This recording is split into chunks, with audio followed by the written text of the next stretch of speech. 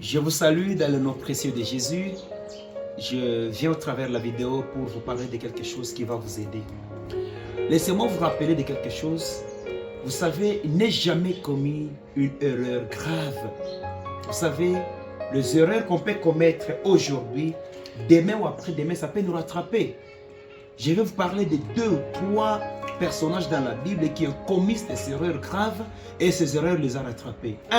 Je commence avec Ésaü. Vous savez, selon les Écritures, Jacob n'était pas un voleur. Si vous les vérifiez attentivement, pour ceux qui prêchent que Jacob était voleur, je dis non et non, non, non, non. N-O-N. Jacob n'était non plus voleur. Mais Jacob avait mérité la bénédiction avec ce que je vais expliquer. Suivez-moi. Un jour, son frère Ésaü était chasseur. Vous savez, dans la Bible, Ésaü était chasseur.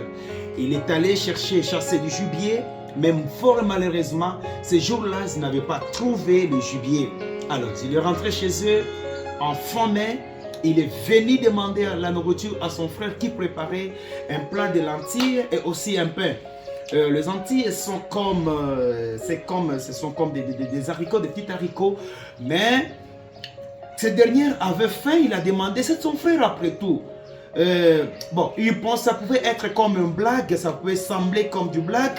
Il a demandé à manger, son frère lui a dit, bon, si tu me donnes, si je te donne à manger, qu'est-ce que toi aussi tu vas me donner en retour, qu'on peut faire comme l'échange. Écoutez, ne jamais accepter d'échanger votre vie avec quoi que ce soit. C'est une faute grave que vous allez regretter plus tard. Jacob a dit à son frère, a demandé qu'est-ce que tu vas me donner en échange, et ce dernier va lui dire, je vais te donner mon droit d'aînesse. Alors Joseph et Jacob était d'accord et on lui a donné, donc il a pris à manger, il a donné à son frère et Ésaü a mangé, il lui a donné le droit d'aînesse. Donc à partir de ce jour-là, Jacob est devenu le nez de la famille. Jacob est devenu celui qui doit prendre l'héritage de la famille. Comprenez au moins. Mais pour Joseph et pour Ésaü, ne savaient pas qu'est-ce qui allait arriver un jour. C'est plus tard dans l'avenir qu'il s'est rendu compte que ce qu'il avait commis pouvait le rattraper. Même lui-même ne pensait pas à ça. Le jour où son père Isaac devrait mourir, il a appelé Isaïe. Isaïe quand il est venu, il a demandé de lui préparer un mets d'accompagnement, qu'il lui prépare un peu du gibier et après il va le bénir. Lorsqu'il est allé chasser loin de leur maison pour chercher à manger à son père, en fait qu'il soit béni. Vous savez, l'erreur grave que celui-là a fait, ça lui a rattrapé ces jours-là. C'est ce jour-là qu'il a compris que j'avais vendu mon droit d'aînesse et l'héritage. Et vous savez, qu'est-ce que lui va obtenir de son père?